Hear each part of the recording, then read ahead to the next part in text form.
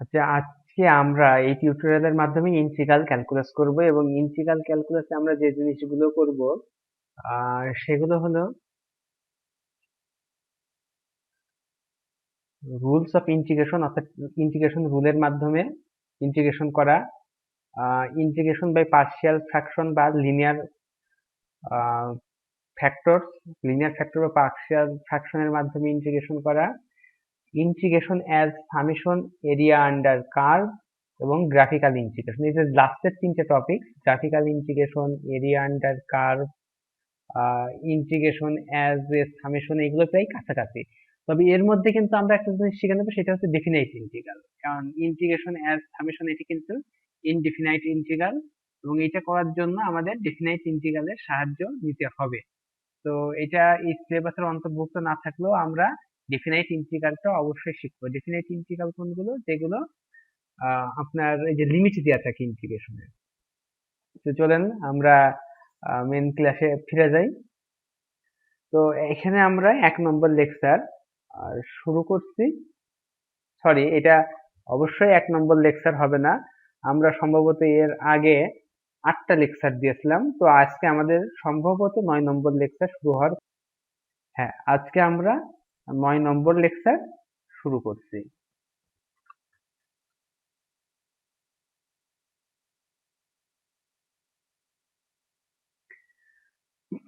ধরুন আমরা দেখি ইন্টিগ্রেশন কি বলছে।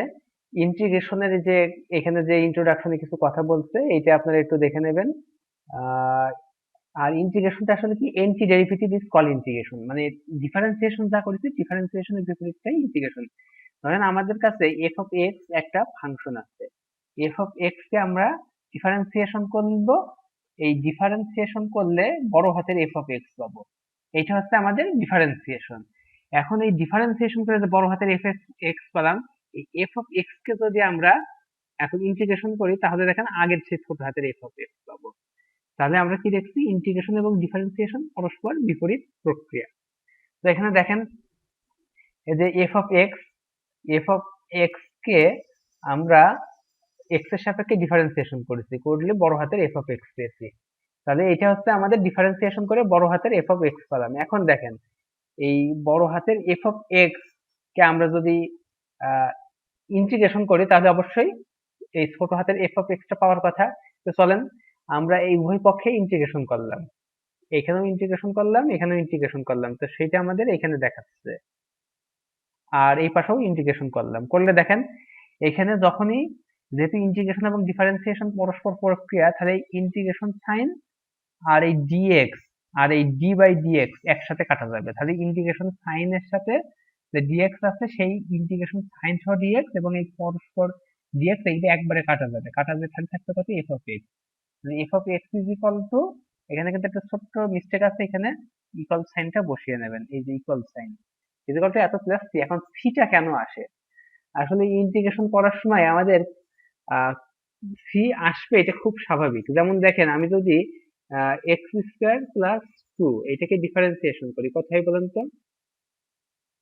টু এক্স, আর টু কে ডিফারেন্সিয়েশন করলে 0 হয়। এখন দেখেন, টু এক্স কে যদি আমি ইন্টিগ্রেশন করি, তখন কত হয় আমাদের? Two X square by two, তাই না? এই টু কেটে গেলে ইকুয়াল টু এক্স স্কোয়ার। তাহলে এই যে এই টুটা কই, আমরা যদি এইটার থেকে ডিফারেন্সিয়েশন করে এইটা পেলাম, তাহলে এই ইন্টিগ্রেশনের মান তো এক্স স্কোয়ার প্লাস টু হওয়ার কথা ছিল, কিন্তু তা না হয় আমরা শুধু এক্স স্কোয়ার হচ্ছে। কি জন্য? এই যে টুটা হারিয়ে গেছে, তো এই জন্যই সিটা যোগ করা হয়। এই সি এর মান বিভিন্ন কন্ডিশন অ্যাপ্লাই করে সি এর এক্সাক্ট মানটা তখন পাওয়া যায়। আচ্ছা, এখন দেখেন, আপনাদের যে বললাম ইন্টিগ্রেশনে এই D G x F of x, এটাকে ইন্টিগ্রেশন করব ডিএক্স এর সাপেক্ষে, তাই না? এখন আপনারা কিন্তু একটা মজার জিনিস করতে পারেন, সেটা হচ্ছে ইন্টিগ্রেশন অফ ডিএক্স সমান কত হয় বলেন তো? শুধু এক্স হয় না? অর্থাৎ এক্স এর সাপেক্ষে ইন্টিগ্রেশন করলে শুধু এক্স হয়। এখন যে মজার জিনিসটা সেটা হচ্ছে, এই ডিএক্স আর এই ডিএক্স টা কেটে দেবেন। এটা কিন্তু কোনো রোল না, আপনাদের জাস্ট একটা টেকনিক মনে রাখার জন্য। তখন দেখেন এখান থেকে আমরা কি পেলাম, এই ডিএক্স কেটে গেলে integration of D F of x, তাহলে এখন দেখেন এখানে এই ইন্টিগ্রেশনটা ভালো করে খেয়াল করেন, এক্স এর সাপেক্ষে ইন্টিগ্রেশন করছিলাম বলে এক্স হচ্ছিল। তাহলে এখন এখানে কিছু নেই কিন্তু, মানে ওয়ান আছে তাই না, এখানে কিছু নেই মানে ওয়ান আছে। তো এখানে এফ অফ এক্স এর সাপেক্ষে ইন্টিগ্রেশন করলে কত হবে, এটাকে এই এফ অফ এক্স হবে। তবে এটাকে তো মনে রাখবেন, এটা একটা দারুণ মজার টেকনিক। আর এখানে দেখেন কিছু রুল আছে, এই রুলগুলো অবশ্যই মনে রাখবেন। মেথড অফ সাবস্টিটিউশন এগুলো মনে রাখলেও রাখতে পারেন, না রাখলেও ক্ষতি নেই। তবে এই সূত্রটা আমাদের মাঝে মাঝেই লাগে। যেমন integration of x x two the power N, তাহলে এইটাকে ইন্টিগ্রেশন করলে এই জিনিসটা হয়। এফ অফ এক্স, এইটা এইটা দেখেন নিচেরটাকে ডিফারেন্সিয়েশন করে যদি আমরা উপরেরটাকে পাই, অর্থাৎ নিচে যে হরকে ডিফারেন্সিয়েশন করলে লগ পেলে, তাহলে সেটার ইন্টিগ্রেশন হবে লগ এক্স, মানে লন এক্স। এরকম আরো সূত্র আছে, এই সূত্রগুলো পড়বেন। আর আমি যে আগের সূত্রের শীট দিয়েছি সেখানে দেখেন এই সূত্রগুলো আছে। আর এখন চলে আসুন মেথড অফ, এখানে দেখেন আমাদের যে ইন্টিগ্রেশন বাই পার্টস, অর্থাৎ ইউ ভি এর ডিফারেন্সিয়েশনের সূত্র করেছেন, এখানে ইউ ভি এর ইন্টিগ্রেশনের সূত্র দেওয়া আছে। তো ইউ ভি এর ইন্টিগ্রেশনের সূত্র বাইরে ইউ কে রাখবো, ভিতরে ভি কে ডিফারেন্সিয়েশন করবো, মাইনাস হোল ইন্টিগ্রেশন, এই যে এই ইন্টিগ্রেশন, এই হোল ইন্টিগ্রেশন অফ, এই যে বাইরে রেখেছিলাম ইউ, এই ইউ কে ডিফারেন্সিয়েশন করব আর ভি কে ইন্টিগ্রেশন করব। তো এখন আমাদের কথা হচ্ছে যে কোনটাকে আগে ইন্টিগ্রেশন করবো আর কোনটাকে পরে ইন্টিগ্রেশন, মানে বাইরে ইউ ধরবো কোনটাকে আর ভি ধরবো কোনটাকে। তো এখানে দেখেন একটা মজার জিনিস আছে যে লগারিদম ফাংশনকে ইউ ধরতে হবে, আর ইনভার্স ফাংশনকে, ইনভার্স বলতে ইনভার্স ট্রিকোনোমেট্রিক ফাংশন যেগুলো, এই সাইন ইনভার্স ট্যান ইনভার্স এই ফাংশন গুলোকে ভি ধরতে হবে। আর এখন আসলে এখানে কথাটা হচ্ছে যে এই জিনিসগুলোর মধ্যে এই logarithmic function, inverse trigonometric function, arithmetic function, trigonometric function, exponential function, এই অপেক্ষাকৃত উপরের দিকে যে থাকবে তাকে ইউ ধরবো, আর অপেক্ষাকৃত উপরের দিকে যে থাকবে তাকে ইউ ধরবো, আর অপেক্ষাকৃত নিচের দিকে যে থাকবে তাকে ভি ধরবো। এখন দেখেন method of partial fraction or method of linear factors. তো এটাকে পার্শিয়াল ফ্র্যাকশনও বলা হয়, লিনিয়ার ফ্যাক্টরসও বলা হয়, কারণ এই যে ফ্যাক্টর গুলো লিনিয়ার হয়। এখন দেখেন ধরেন এই টার্মটা নাই আমাদের, তখন এটার ইন্টিগ্রেশন করার জন্য কি করতে হবে জানেন, এটাকে ওয়ান বাই, এটা তো নেই, এইটা ধরবেন, ধরে দেখেন এখানে এ বাই এটা দেখবেন প্লাস বি বাই এই যে এটা দেখবেন। এখন ধরেন এইটা আছে, তখন এই জিনিসটাকে ইন্টিগ্রেশন করতে হবে কিভাবে, তাহলে এই যে হরটা ওয়ান বাই এইটা লিখে দেবেন, লিখে দিয়ে কি করবেন, এ বাই প্রথম ফ্যাক্টরটা, বি বাই দ্বিতীয় ফ্যাক্টরটা, সি বাই তৃতীয় ফ্যাক্টরটা। এখন ওয়ার আলফা বিটা গামার কনস্ট্যান্ট, অর্থাৎ এখানে কনস্ট্যান্ট মানে সংখ্যা। এখন করবেন কি, এত ইজিক্যাল টু এই জিনিসটাকে লসাগু করে দেন, লসাগু করে দিই এই জিনিসটা পেয়েছে। এখন দেখেন নিচের থেকে এইটা আর নিচের থেকে এইটা কেটে যায়, কেটে গেলে ওয়ান ইজিক্যাল টু এই যে এই ইকুয়েশনটা পালাম আমরা, তাই না। এখন এ বি সি এর মান বের করতে হবে আমাদের। এ বি সি এর মান বের করার জন্য কি করতে হবে, আমরা এক্স এর একটা সুবিধাজনক মান বের করব। সেটা কিভাবে বের করবো, যেমন ধরেন এখানে এক্স ইজিক্যাল টু বিটা ধরলে, এক্স ইজিক্যাল টু যদি বিটা ধরেন তাহলে এটার মান হয়ে যায় জিরো, আর জিরো দিয়ে কোনো কিছুকে গুণ করলে সেটা পুরাটাই জিরো হয়ে যায়। আবার এক্স ইজিক্যাল টু বিটা ধরলে এইটার মান হয়ে যায় জিরো, আবার জিরো দিয়ে পুরো জিনিসটাকে গুণ করলে সবই জিরো হয়ে যায়। আর এখানে বিটা মাইনাস আলফা থাকে, আর এখানে বিটা মাইনাস গামা থাকে। তাহলে এইটা ক্যালকুলেশন করলে বি এর মান পেয়ে যাব। অনুরূপ ভাবে এক্স ইজিক্যাল টু গামা ধরলে আমরা সি এর মান পেয়ে যাব। আবার অনুরূপ ভাবে এক্স ইজিক্যাল টু আলফা ধরলে আমরা এ এর মান পেয়ে যাব। এইভাবে মানগুলো বের করে আমরা এই কাজটা করতে পারি। এখন তো এটা তো একরকম গেল, এটা লিনিয়ারলি আছে। এখন যদি এই কোনো একটা ফ্যাক্টরের মাথার পরে স্কোয়ার থাকে তখন কি হবে, বলেন দেখে। এখানে এই স্কোয়ার থাকলে আমরা কি করব, একই নিয়ম, ওয়ান বাই এটা লিখে নেব, লিখে নেওয়ার পরে এ বাই এইটা ধরবো, এ বাই স্কোয়ার বাদ দিয়ে কিন্তু মেন এটা ধরবো, তারপরে ধরবো বি বাই এত স্কোয়ার প্লাস সি বাই এত। এখন যদি এখানে কিউব থাকতো তখন কি করতাম, তাহলে ধরতাম এ বাই এত প্লাস বি বাই এত square plus C by X minus alpha whole cube plus D by X minus beta. ঠিক আছে, এখন চলেন আরেকটা মেথড দেখি, যে এখন যদি কোয়াড্রেটিক ফাংশন হয়, যেমন ধরেন এই যে এই ফাংশনটা আছে, তখন কি করব, এটা লিখবো, লিখে এই যে এ বাই এটা লিখবো, এ বাই এটা লিখে, এখন এটা যেহেতু কোয়াড্রেটিক ফাংশন তাহলে আমরা লিখবো B X plus C by eight. এটা হচ্ছে আমাদের নিয়ম। তারপর তো যেভাবে অঙ্ক করছে সেভাবে অঙ্ক করবেন। এরপর আসেন ডেফিনাইট ইন্টিগ্রেশন। আসলে ডেফিনাইট ইন্টিগ্রেশন দ্বারা আমরা এই যে লিমিট দিয়ে যে কোনো ইন্টিগ্রেশন করি, এর মাধ্যমে আমরা এরিয়া আন্ডার কার্ভ নির্ণয় করি। অর্থাৎ কিরকম কার্ভ দেখেন, এটা এক্স ওয়াই এক্সিস, এটা এক্স এক্সিস, এটা এফ অফ এক্স ফাংশন, এটা লিমিট এ আর লিমিট বি। লিমিট এ আর বি দ্বারা বোঝাই x equal to a, y অক্ষের প্যারালাল এই রেখাটা টানলাম, আর x equal to b, y অক্ষের প্যারালাল এই রেখাটা টানলাম। টানলে এই x axis, x equal to a এবং এক্স ইজিক্যাল টু বি, এই দুইটা রেখা এবং এফ অফ এক্স এই কার্ভটা দ্বারা সীমাবদ্ধ ক্ষেত্র কোনটা পর্যন্ত, এই যে সীমাবদ্ধ ক্ষেত্রের ক্ষেত্রফল নির্দেশ করে ইন্টিগ্রেশন দ্বারা। সেটা কিভাবে নির্ণয় করতে, দেখেন এফ অফ এক্স কে ইন্টিগ্রেশন করলে বড় হাতের এফ অফ এক্স পাই, তারপরে এই যে লিমিটটা এইভাবে লিখছে, লিখার পরে কি হচ্ছে, এই যে প্রথমে এফ অফ বি থেকে এফ অফ এ বাদ দিচ্ছে, বাদ দিলে আমরা ডেফিনিট ইন্টিগ্রেশন পেয়ে যাচ্ছি। এখন আপনাদের একটা উদাহরণ আমি এখান থেকে করাবো, যেমন এই যে এই ফর্মুলাটা দিয়ে একটা উদাহরণ করাবো, এটি শেষের দিকে করাবো, চিন্তা করার কোনো দরকার নাই। তো আমরা এখন আরো কিছু ডেফিনাইট ইন্টিগ্রালের কিছু ফর্মুলা দেখবো, যেমন এফ অফ এ আর বি, এটা যদি ইন্টিগ্রেশন করেন, এখন লিমিট যদি চেঞ্জ করে দেন, এফ অফ এ থেকে বি তে ইন্টিগ্রেশন না করে, এখানে দেখেন ভুল করেছে, এটা হবে বি, ঠিক আছে, বি থেকে এতে যদি ইন্টিগ্রেশন করেন, বি থেকে এতে যদি ইন্টিগ্রেশন করেন, তাহলে এইটার সময় মাইনাস সাইন হয়ে যাবে, আগের চিহ্ন মাইনাস হয়ে যাবে। এখন এইটা সমান এইটা, অর্থাৎ কি বলছে, এক্স এর জায়গায় যদি টি বসান, মানে ভেরিয়েবল, ভেরিয়েবল কোনটি, এক্স, ভেরিয়েবল যদি এখন এক্স এর জায়গায় টি বসান বা এক্স এর জায়গায় জেড ধরেন, কোনো অসুবিধা নেই, তাহলে এই যে এফ অফ টি হবে আর ডি এক্স এর জায়গায় ডিটি হবে। এরপরে দেখেন এ থেকে বি তে ইন্টিগ্রেশন করছে, আর এ বি কেমন, এ বি এর মাঝখানে সি আর একটা সংখ্যা আছে, ইন্টিগ্রেশনটা কিভাবে করা যায়, এ থেকে সি পর্যন্ত ইন্টিগ্রেশন প্লাস সি থেকে বি পর্যন্ত ইন্টিগ্রেশন, কারণ সিটা কি এ বি এর মাঝখানে আছে, তাই এইভাবে ভেঙে ফেলা যায়। এটা আরেকটা প্রপার্টি। এরপরে দেখেন এটা না করলেও হবে, এ থেকে বি তে ইন্টিগ্রেশন করবো, আমরা করার সময় করবো কি জানেন, এ থেকে বি, এখন এই যে আপার লিমিট আর এই যে লোয়ার লিমিট, এই দুইটা যোগ করবো, এ প্লাস বি যোগ করে এফ অফ এক্স, এখানে এক্স কে বিয়োগ করে দেবো, বিয়োগ করে এই ফাংশন করবো, অর্থাৎ এফ অফ এক্স যদি x square plus two x হয়, তখন টু এক্স হয়, তখন f of a plus b minus x কত হবে, তাহলে a plus b minus x whole square plus two into a plus b minus x হবে, তাই না, এরকম হবে। এখন ইন্টিগ্রেশন বাই পার্ট, এটা তো আমি আগেই শিখে আসলাম।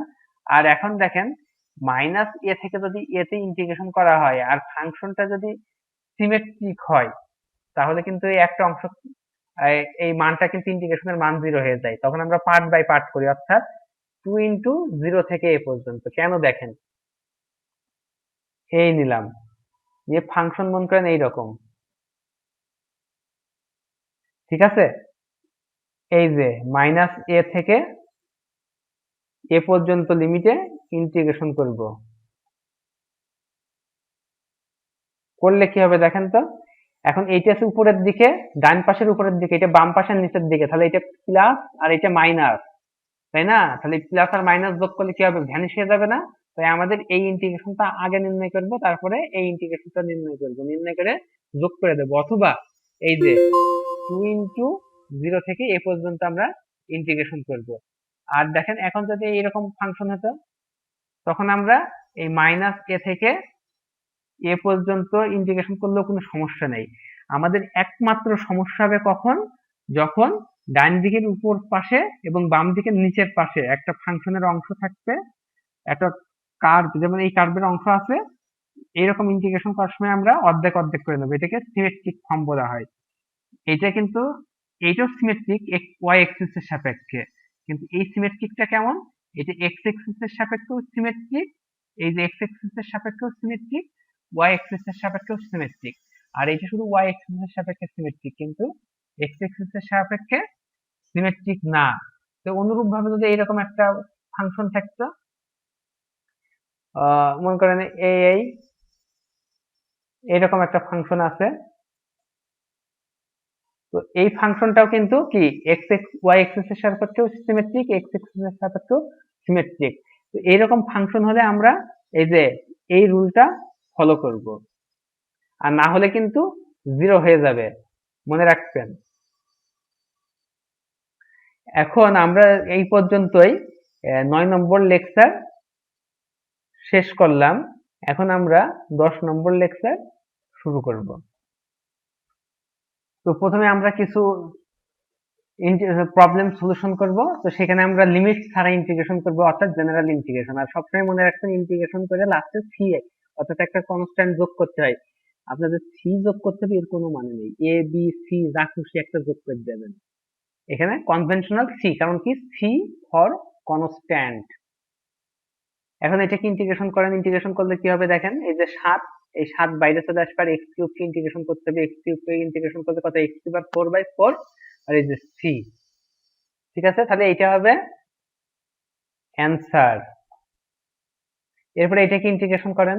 এখন এটা থেকে ভরকে দেওয়ার কোনো দরকার নেই, এটাকে হোল স্কয়ারের সূত্রে ভেঙে ফেলেন, এক্স স্কয়ার প্লাস 2ab, তাহলে 2ab কি 2x into 1/x, x x কেটে যায়, তাহলে 2 প্লাস 1/x স্কয়ার।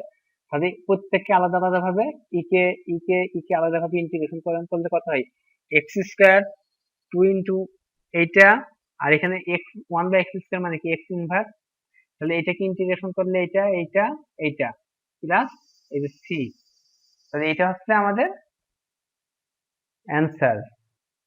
এরপরে দেখেন এটাকে ইন্টিগ্রেশন করেছে, এটাকে কোনো ভরকে যাওয়ার কোনো দরকার নেই, এটাকে পাওয়ারের সূত্রে ভাঙবো না, আমরা শুধু একটা মজার কাজ করব, সেটা হচ্ছে এই পুরো জিনিসটাকে আমরা জেড ধরে নেব।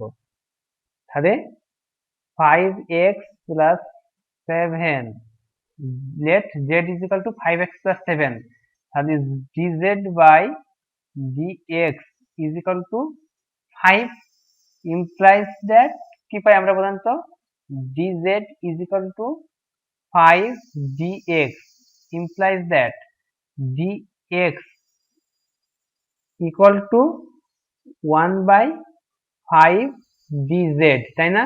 তাহলে এখন দেখেন integration of z to the power 4 আর dx এর মান কত পাইছি, 1/5 dz, তাহলে 1/5 dz, তাহলে ইন্টিগ্রেশন করলে কত হবে, 1/5 বাইরে চলে গেল, ইন্টিগ্রেশন হবে z to the power 4 dz এর, তাহলে এখানে কত পাবো বলেন তো, z টু দি পাওয়ার 5/5, ঠিক আছে।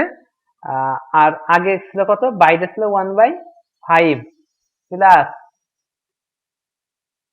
সি, এবার এখান থেকে কত পাবো বলেন তো, 5 5 25, তাহলে নিচে 25 লিখে দিলাম, আর জেড সমান কত ধরছিলাম, জেড সমান এই যে 5x plus 7, 5x plus 7 plus C, এটাই অ্যান্সার। এটা সরাসরি সূত্রে করেছে, দেখেন এই যে আমাদের অ্যান্সারটাও মিলে গেছে কিন্তু এর সাথে। এখন দেখেন রুট এক্স কে করেছে, রুট এক্স সমান কত, রুট মানে কি পাওয়ার হচ্ছে হাফ, তাহলে এই কি এর সাথে এক যোগ করা হবে, প্লাস এই পুরো পাওয়ারটা দিয়ে এই যে নিচে ভাগ করে দেওয়া হবে, প্লাস সি, এবার সিম্পলিফাই করলে এটাই হচ্ছে আমাদের অ্যান্সার। এবারে আরেকটা ইন্টারেস্টিং অঙ্ক দেখেন, বলে একটা কথা বলে নিই, সেটা হচ্ছে যে আমাদের ইন্টিগ্রেশনে কিন্তু অনেক বেশি অঙ্ক করব, কিন্তু লেকচারের সংখ্যা তুলনামূলক কম হবে একটু।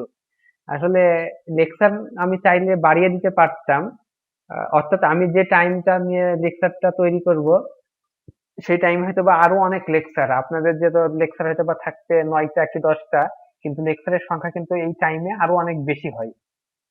তো কিন্তু আসলে আমাদের ক্লাসের সংখ্যা তো সীমিত, 16টার বেশি হয়তো বা আমি ক্লাস নিতে পারবো না, বা 12টা এরকম একটা ইয়ে আছে।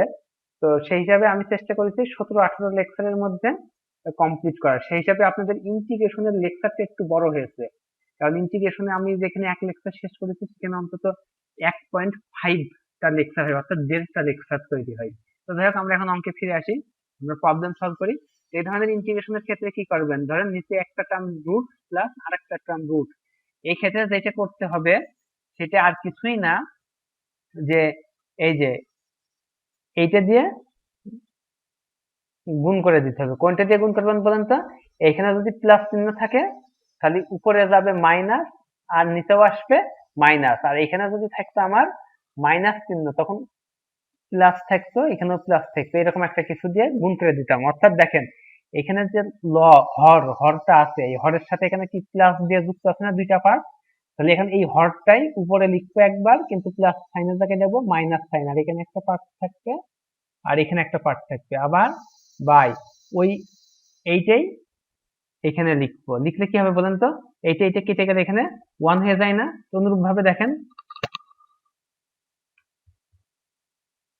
এই যে এইটাও কেটে গেল, এটাও কেটে গেল, কেটে গেলে কি 1 যা থাকে তাই। তাহলে আমরা এখানে কেটেই যখন দেবো তাহলে এটা নিলাম কেন? আসলে কাটার জন্য নিইনি, এখানে 1 ছিল, এটা লিখেছি বিশেষ টেকনিক প্রবলেম সলভ করার জন্য।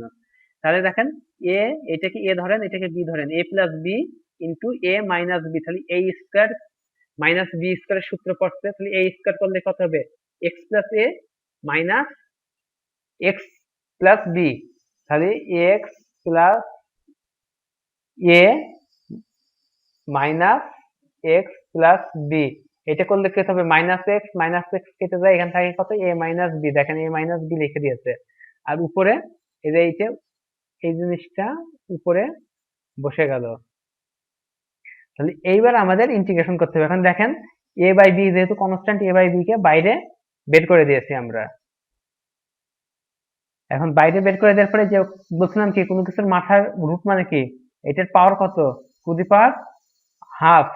এটার পাওয়ার কত? Two the power half. এইটাকে একবার ইন্টিগ্রেশন করেন, এইটাকে আরেকবার ইন্টিগ্রেশন করলে করতে হবে, দেখেন এক্স প্লাস এ, যে এক যোগ হবে হয়ে এই পুরা জিনিসটা, অর্থাৎ হাফ, এখানে হাফের সাথে এক যোগ হয়ে পুরা জিনিসটা দিয়ে ভাগ হবে, তাহলে কত হয়?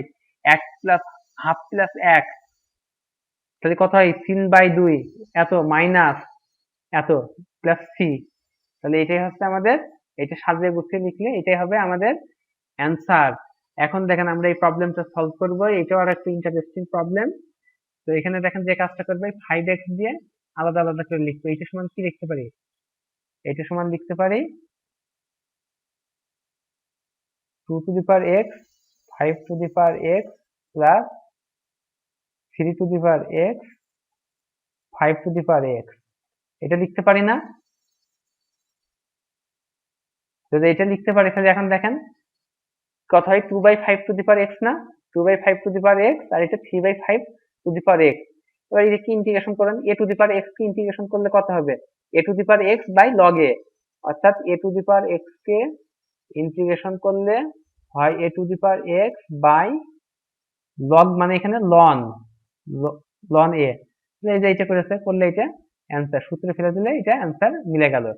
তাহলে আমি আশা করছি আপনারা এই অঙ্কটাও নিজে নিজে করতে পারেন। দেখেন এই যে ই টু দি পাওয়ার, এটাকে আচ্ছা আমি করি, e to the power 3x e to the power x plus e to the power 5x e to the power x dx, এখন কত হয় বলেন তো? এই যে ই নিচের ই উপরে উঠে গেলে কত হবে? 3x minus x plus 5x minus x dx, তাই না? তো দেখেন এটাকে একবার ইন্টিগ্রেশন হবে আর এটাকে আরেকবার ইন্টিগ্রেশন হবে, তো সেই কাজটা এখানে করেছে, করলে এই যে এইটা অ্যান্সার। 8 নম্বর প্রবলেমটা আপনাদের না করলেও হতো, তো আপনারা করতেও পারেন। এটা দেখেন এখানে যে সূত্রটা প্রয়োগ হবে সেটা হচ্ছে এই যে সূত্র। এখন আমরা যেটা করবো, যেটা পাওয়ার থাকবে, এখানে কি পাওয়ার 1 তাই না? এই পাওয়ারটা নেব না, এর পাওয়ার কত? রুট মানে কত? পাওয়ার হচ্ছে হাফ। এই পাওয়ারের মধ্যে যে থাকবে তাকে ডিফারেন্সিয়েশন করে যদি এইটা পাই, লিখে ডিফারেন্সিয়েশন করেন, দেখেন কত পাবো? 2x প্লাস 1, এটা কি পাই? পাই না, তাহলে আমরা এই 2টাকে কমন নিয়ে নেব।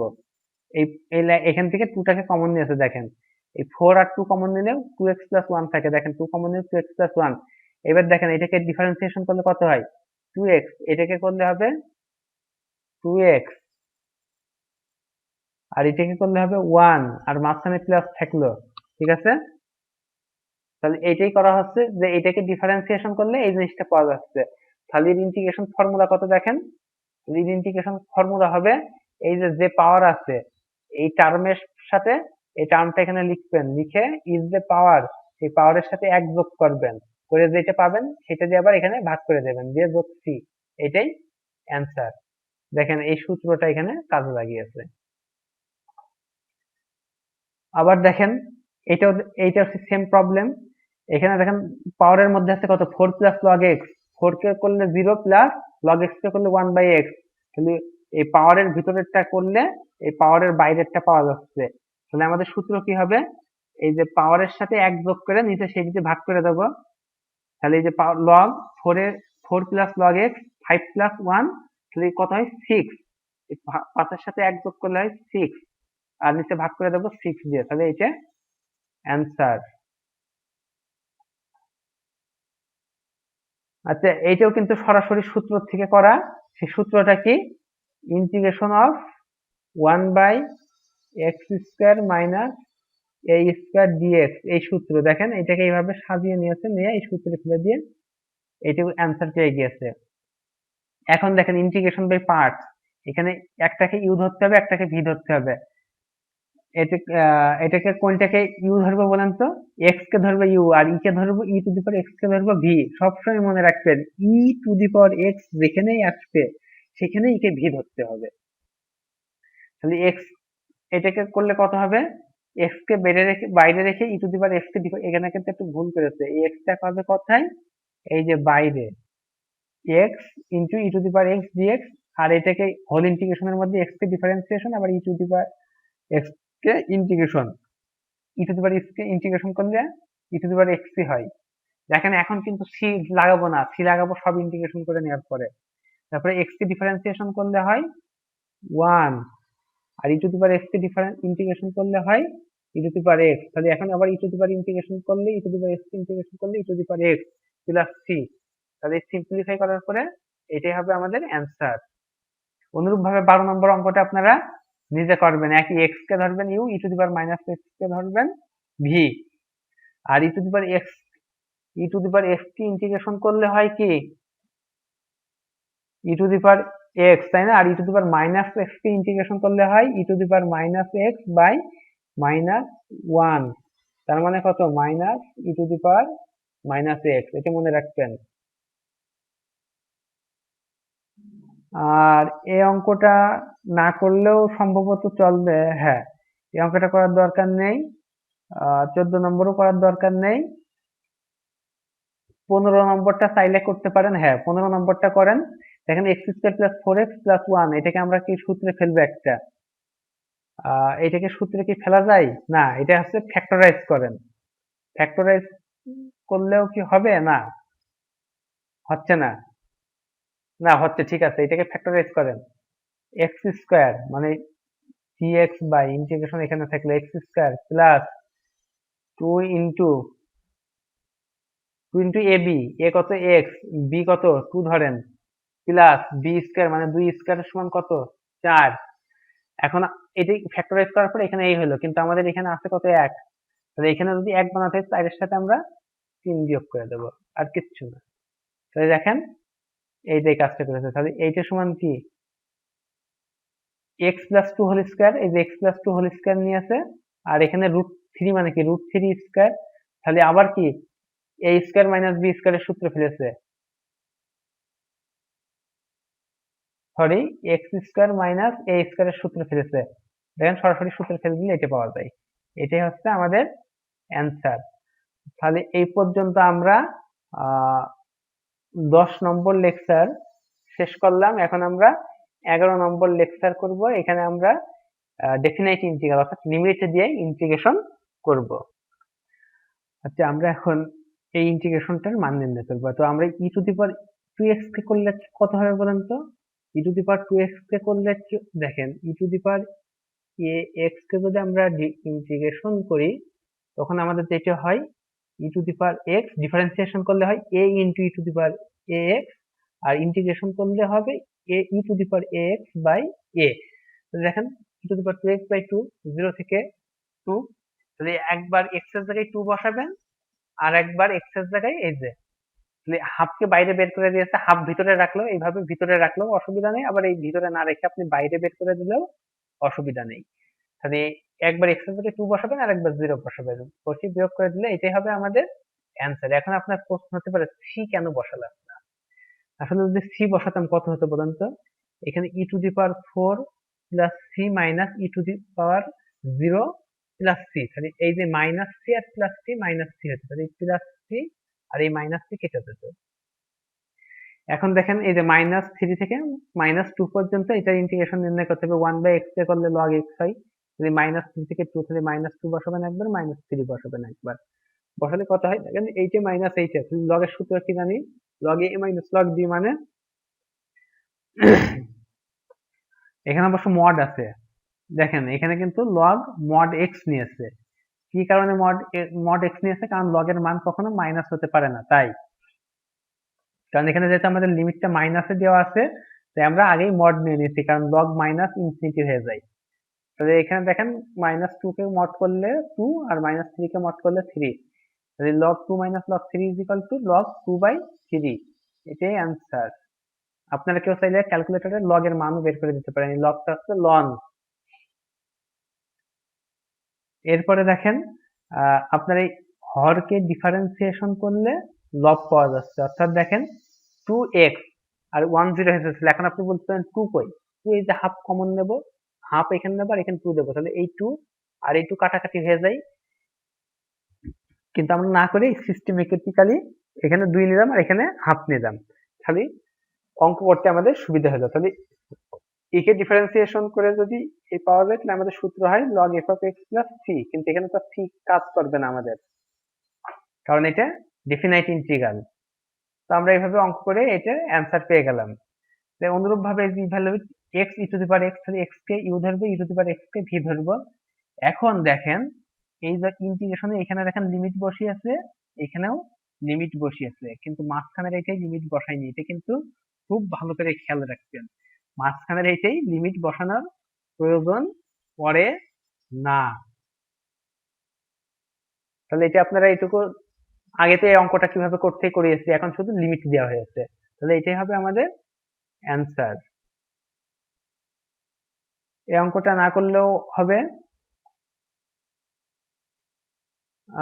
এই অঙ্কটা 21 নম্বরের এই অঙ্কটাও না করলে হবে কি, না 21 নম্বরের এই অঙ্কটা আপনারা করবেন। দেখেন এই যে পাওয়ারের ভিতরে আছে এই টার্মটা আর পাওয়ারের বাইরে আছে এই টার্মটা, এই পাওয়ারের ভিতরের এই টার্মটাকে ডিফারেন্সিয়েশন করলে কত হয়, 3x² প্লাস 4x, কি পাওয়ারের ভিতরের কে ডিফারেন্সিয়েশন করলে পাওয়ারের বাইরের টার্ম পাওয়া যায়, তাহলে আমাদের ইন্টিগ্রেশন করলে কত হবে, x³ plus 2x² two the power 4 আর নিচে 4 দিয়ে ভাগ হয়ে যাবে। তাহলে এই যে এইটা করে নিয়েছে, নেওয়ার পরে এই যে 0 থেকে 1 পর্যন্ত লিমিট বসাই দিয়েছে, বসালে আপনারা ক্যালকুলেশন করলে এটা হয়ে যাবে অ্যান্সার। এখন আবার দেখেন এটা log x বাই x, তাই না? আচ্ছা এখানে খেয়াল করি, এটা কিন্তু u বাই v এর সূত্র, এখানে u হবে log x আর v হবে 1/x, তো এটাকে ইন্টিগ্রেশন করলে কত হয় আপনি বলেন তো? 1/x কে log x কে আমরা u ধরছি, তাহলে log x কে বাইরে রাখলাম, integration of 1/x dx minus এখানে যে লিমিট আছে a থেকে b রেখে দিলাম, হোল ইন্টিগ্রেশন a থেকে b, ডিফারেন্সিয়েশন হবে ddx of log x integration of 1/x dx, এটা হচ্ছে ইন্টিগ্রেশনের জন্য। এটাকে কত 1/x কে করলে কত হবে, log x into log x minus এখানে দেখেন a থেকে b তে ইন্টিগ্রেশন করব, এখানে কত হবে, তো এটাকে ইন্টিগ্রেশন করলে হবে আপনার log x কে করলে 1/x, আর 1/x কে যদি আমি এখন ইন্টিগ্রেশন করি তখন হয়ে যাবে log x ডিএক্স। এখন দেখেন এই টার্মটা কিন্তু বারবার রিপিট হয়ে যাচ্ছে, তো ভয় পাওয়ার কোনো কারণ নেই, কারণ আমরা এটা যদি আপনাদের ধরেন লিমিটটা নাই, লিমিট আমরা নাই করে দিলাম। এখন লিমিট নাই, লিমিটটা আমরা ইন্টিগ্রেশন শেষ করার পরও লিমিট লাগাতে পারি। তাহলে এখন let I is equal to এত, ঠিক আছে, আর এত সমান এত পালাম, তাহলে এত সমান আবার এত পালাম, আর এখানে থাকছে কত, খালি দেখেন log x whole square minus, এখানে তো লিমিট নাই বললাম তাই না, তাহলে এইটা সমান কত, এইটা সমান হচ্ছে আই ইজ ইকুয়াল টু, আচ্ছা এটা কি মাইনাস হয়, হ্যাঁ এটা তো মাইনাসই হয়, তাহলে এই আইটা যখন এখানে মাইনাস, এটা কি প্লাস হবে, I plus I is equal to log x whole square, তাহলে 2i is equal to log x whole square, তাহলে i ইজ ইকুয়াল টু কত হবে, i is equal to half into, তাহলে i is equal to half into log x whole square হবে।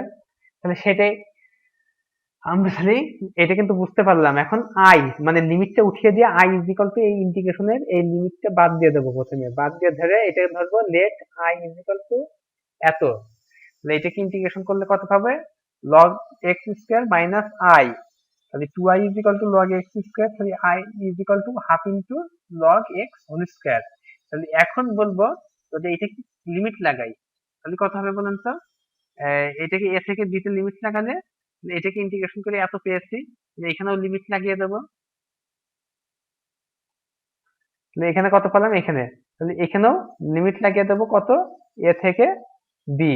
এবার এ থেকে B তে limit লাগানোর পরে দেখেন এই লাইন থেকে আমরা এই লাইনে আসবো তখন, অর্থাৎ আমরা যে half into log x whole square পেলাম, আই ইজ ইকাল টু এত পেলাম, তাহলে লিখবো দেন এত is equal to half into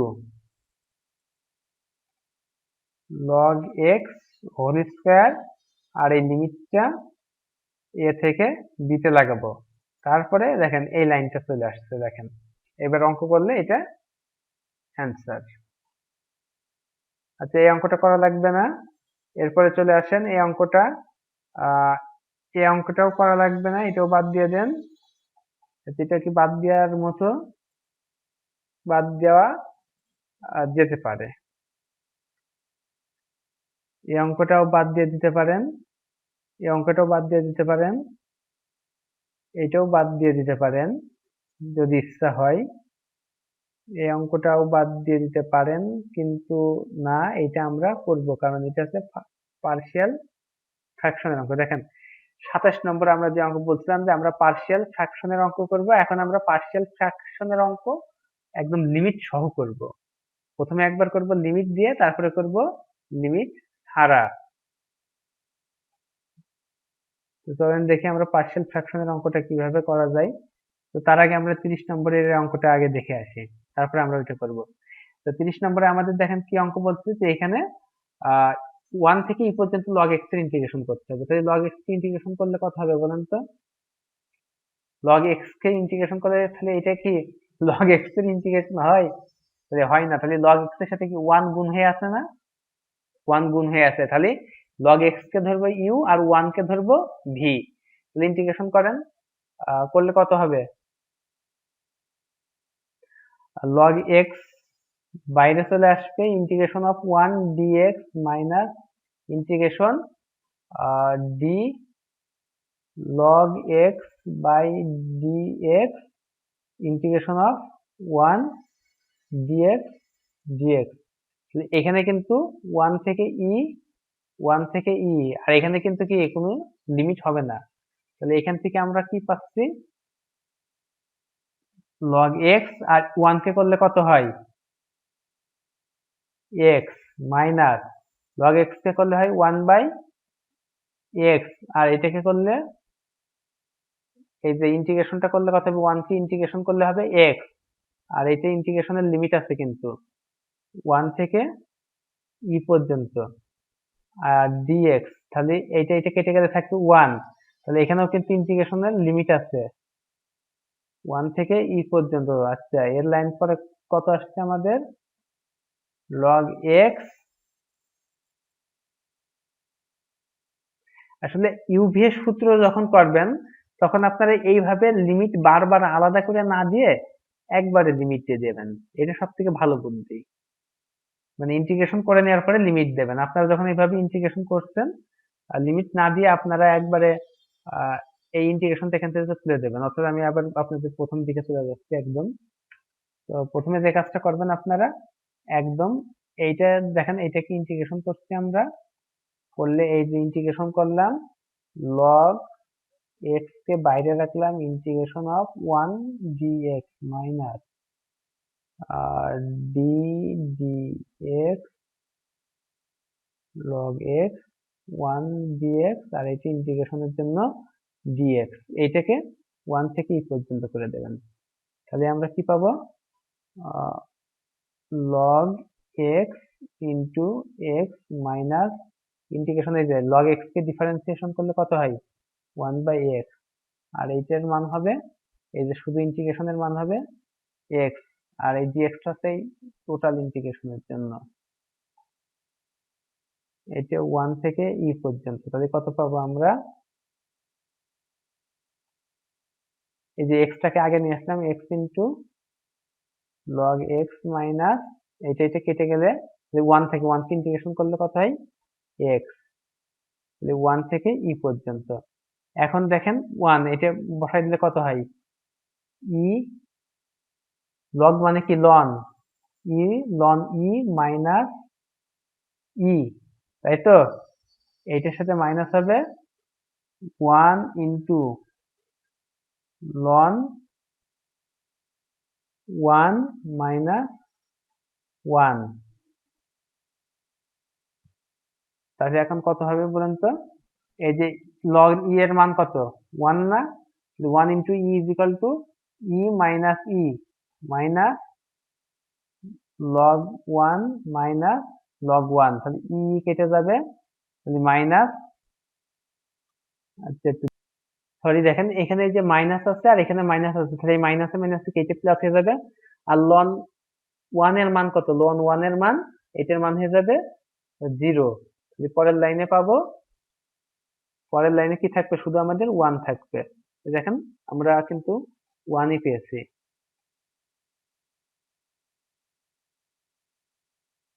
এই যে এটা আমাদের অ্যান্সার। তাহলে এই পর্যন্ত আমরা কত নম্বর লেকচার শেষ করলাম বলেন তো?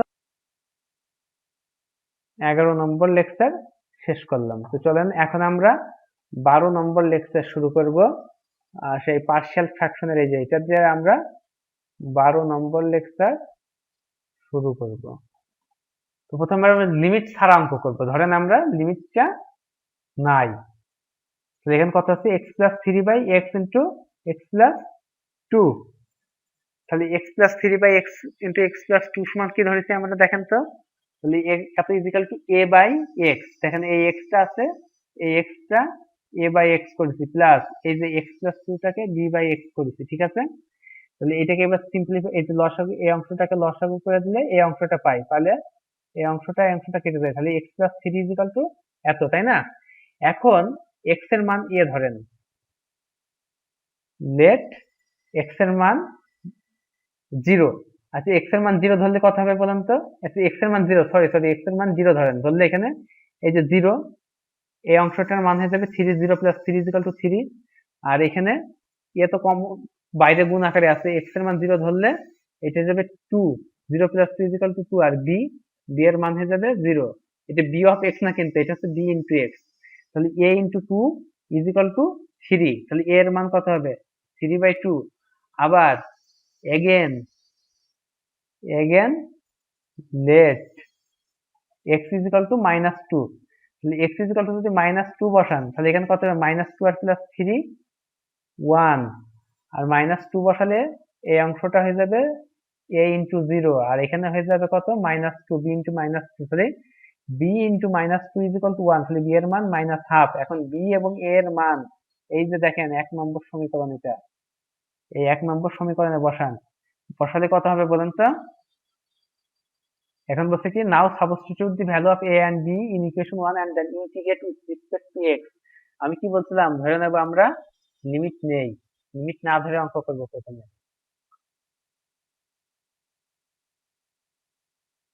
তাহলে ইন্টিগ্রেশন উভয় পাশে ইন্টিগ্রেশন করে দেন, এত ইন্টিগ্রেশন এত, তাহলে আমাদের কিন্তু প্রবলেম ফাইন্ড করতে বলছে এত, আর এ এর মান বসাইছি 3/2 আর বি এর মান বসাইছি -1/2। তাহলে এই -1/2 কে আমরা বাইরে কমন নিয়ে গিয়েছি।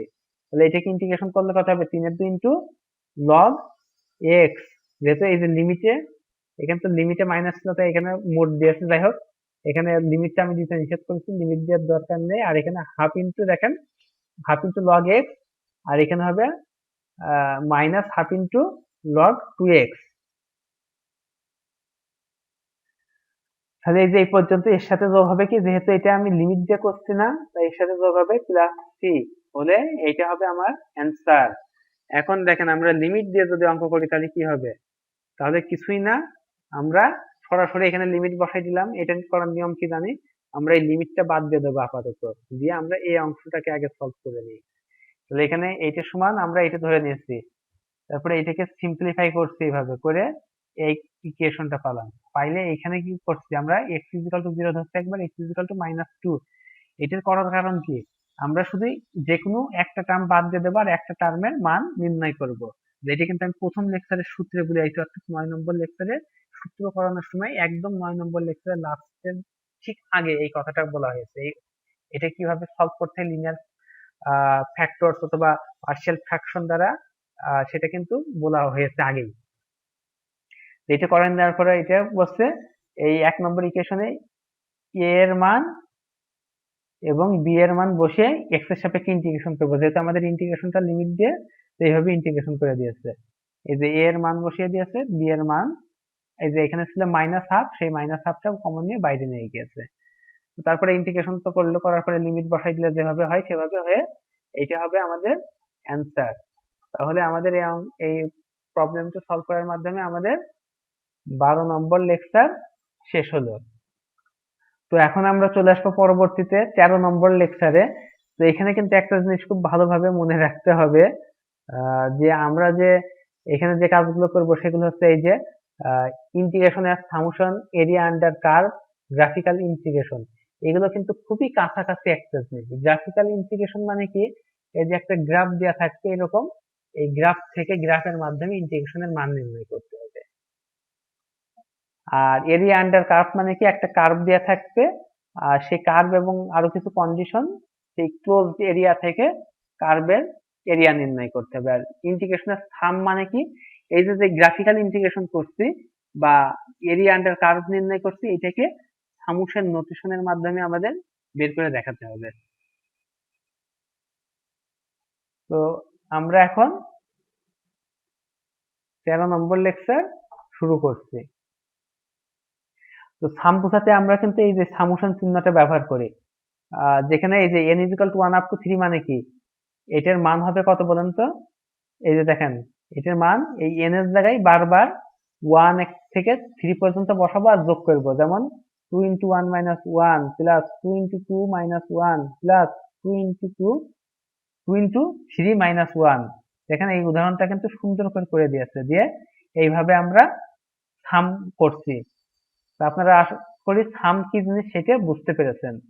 এরপরে চলেন আমরা যে জায়গাটায় চলে যাব, সেটা হচ্ছে আপনার আহ, এটাকে বলা হয় remain some. Remain some in summation notation, মানে রিমেন সামকে সামেশন নোটেশন দিয়ে লেখা হয়। তো রিমেন সামটা কি, রিমেন সাম হচ্ছে সাধারণত ম্যাথমেটিক্সে থার্ড ইয়ারে করানো হয় রিয়াল অ্যানালাইসিস, সেই রিয়াল অ্যানালাইসিস এর একটা পার্ট হচ্ছে রিমেন সাম। তো আপনারা যে ক্যালকুলাস করছেন, এটা ম্যাথমেটিক্স এর ক্যালকুলাসের দুইটা অংশ আছে, একটা ফার্স্ট ইয়ারে করানো হয়, একটা সেকেন্ড ইয়ারে করা হয় অ্যাডভান্স ক্যালকুলাস, আর তার পরের ধাপে কিন্তু রিয়াল অ্যানালাইসিস শুরু হয়। তো অ্যাডভান্স ক্যালকুলাসের পরে যে অ্যাডভান্স ক্যালকুলাস আছে, সেটা সাধারণত এই রিয়াল অ্যানালাইসিসে আলোচনা করা হয় এবং সেখানে রিম্যান সাম করানো হয়। তো আমরা রিম্যান সামের অত বেশি আপনাদের জানার দরকার নেই, যেহেতু আপনারা নন ডিপার্টমেন্টাল কোর্স হিসাবে ম্যাথমেটিক্স করছেন। তো আমরা রিম্যান সাম কি সেটা আগে জানবো। যে রিম্যান সাম বলতে এই যে একটা কার্ভটা দেখছেন না, এই কার্ভের আন্ডারে বলতেছেন আমরা এই এরিয়াটুকু নির্ণয় করব। এই এরিয়াটা আমরা আয়তাকার ক্ষেত্রে ইন্টারমিডিয়েটে করেননি, আয়তাকার ক্ষেত্রে ভাগ করে আয়ত ক্ষেত্রের ক্ষেত্রফলের মাধ্যমে নির্ণয় করা হয়। ছোট ছোট এই যে এইভাবে আয়ত ক্ষেত্র আঁকতে হয়।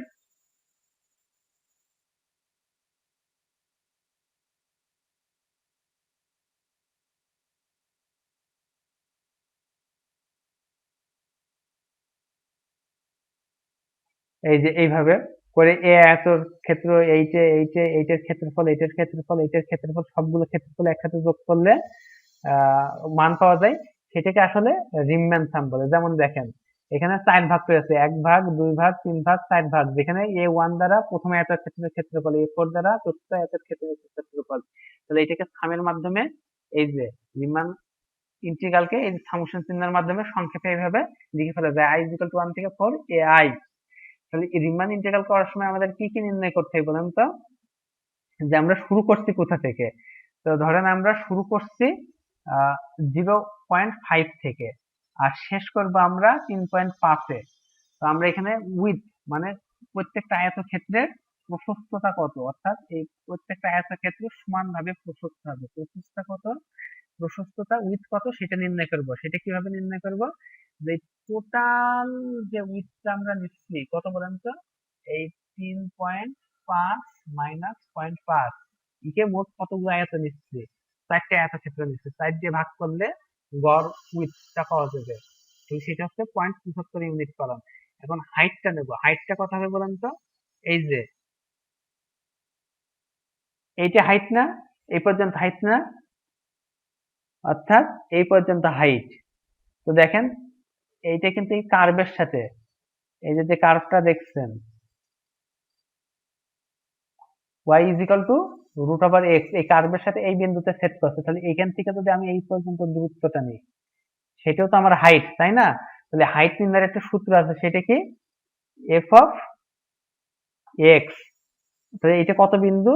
এই যে এই বিন্দুটাই 1.25 বিন্দুতে f(x), অর্থাৎ f(1.25) বসিয়ে দিলে এটার হাইট পেয়ে যাবে। অনুরূপ ভাবে এখানে হবে 2, f(2) বসিয়ে দিলে দ্বিতীয় আয়তক্ষেত্রের হাইট পাবো। আর এখানে 2.75, f(2.75) বসাই দিলে তৃতীয় আয়তক্ষেত্রের হাইট পেয়ে যাবে, এই যে এইটা।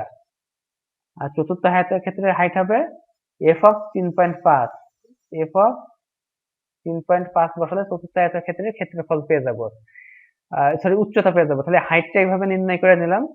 তাহলে আয়তক্ষেত্রের ক্ষেত্রফল কি জানি? x ইন্টু ওয়াই, মানে উইথ ইন্টু হাইট, তাই না? তাহলে আমরা দেখেন যে হাইটের কিন্তু হিসাবটা আমরা কি 75 করে যোগ হচ্ছে না, 0.5 থেকে উইথ যোগ হচ্ছে এটার সাথে এটার, উইথ যোগ হচ্ছে এটার সাথে এটার যোগ হচ্ছে। তো আমরা আয়তক্ষেত্রের মানে মোট হাইটটা কত সেটা আমরা এইভাবে নির্ণয় করবো। উইথটা আমরা 75 পেয়ে গেছি, তাহলে হাইটটা আমরা নির্ণয় করবো কিভাবে? এই যে সরল সূত্রের মাধ্যমে।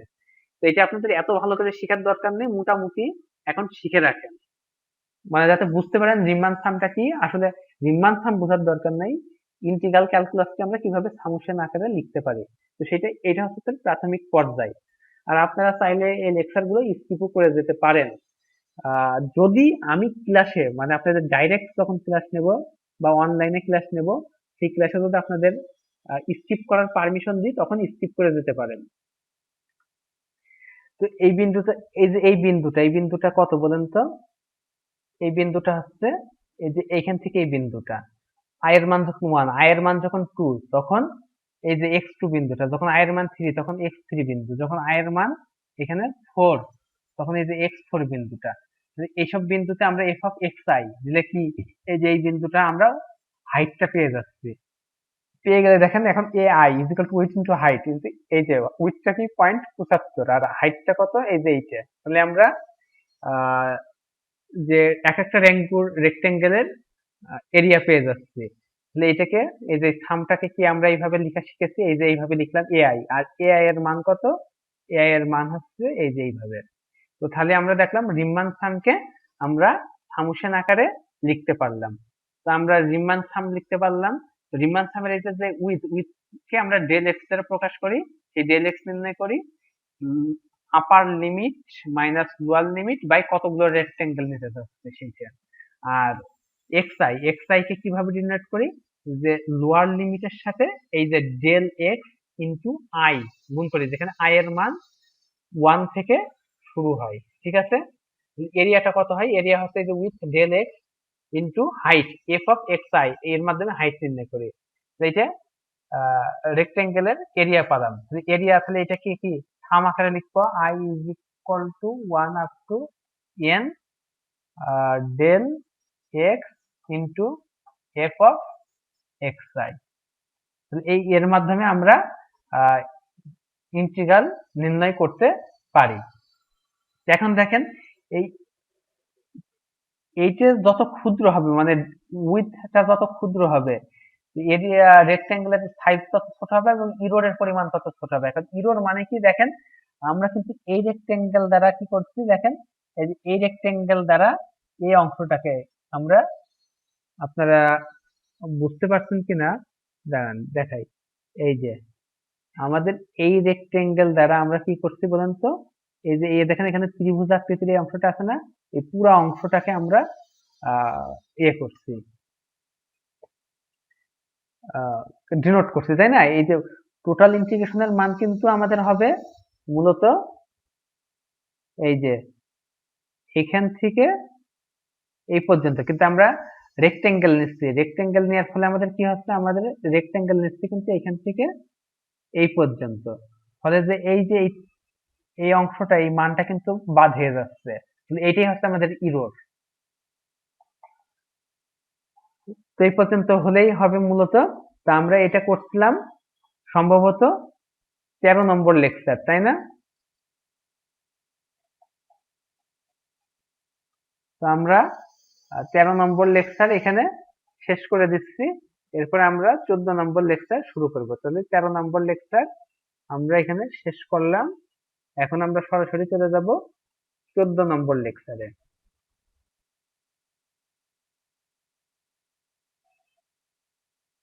তো এখানে বলছে ডেফিনাইট ইন্টিগ্রাল। ডেফিনাইট ইন্টিগ্রাল মানে কি, যে লিমিট দিয়ে ইন্টিগ্রাল অ্যাজ যে লিমিট অফ, এখানে বলছে লিমিট অফ রিমেন সাম, অর্থাৎ আপনার সামুশন আকারে যে আপনাদের সিলেবাসে যেটা দেখালাম, এই যে ইন্টিগ্রেশন অ্যাজ সামুশন, এটা হচ্ছে রিমান সামুশন আকারে দেখাতে হবে।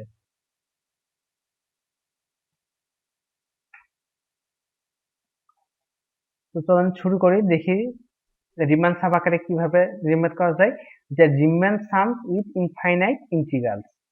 এখন দেখেন আমরা কিন্তু সেখানে এই যে এই পুরো অংশটাকে যে লিমিট পর্যন্ত 2 থেকে কত পর্যন্ত 6 পর্যন্ত, তাই না।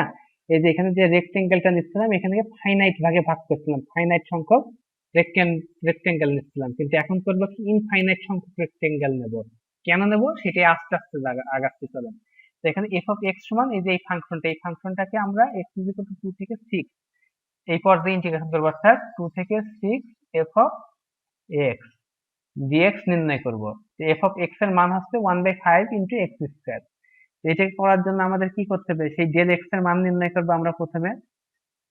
তো এখানে একটা জিনিস দেখেন,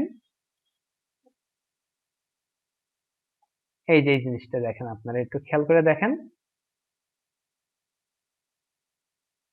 দেখেন যখন 1 হচ্ছে তখন 28 পয়েন্ট সামথিং আছে, আর যখন 100 ভাগে ভাগ করছে রেক্টেঙ্গেলটাকে, তখন দেখেন এটা প্রায়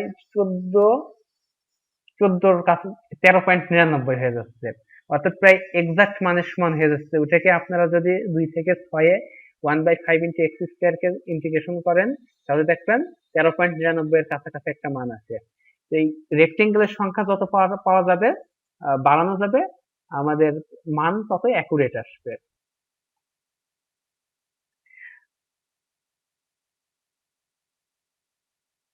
তাহলে এখন অ্যাপ্রক্সিমেট কিন্তু অ্যাপ্রক্সিমেটই, ঠিক আছে, মান ভুল থাকবে। তাহলে এক্সাক্ট মান পাবো কখন, যখন ইনফাইনাইট টার্ম নেব, ইনফাইনাইট সংখ্যক রেক্টেঙ্গেলে ভাগ করবো। এখন ইনফাইনাইট সংখ্যক কি আমরা কাউন্ট করতে পারি, কখনোই পারি না।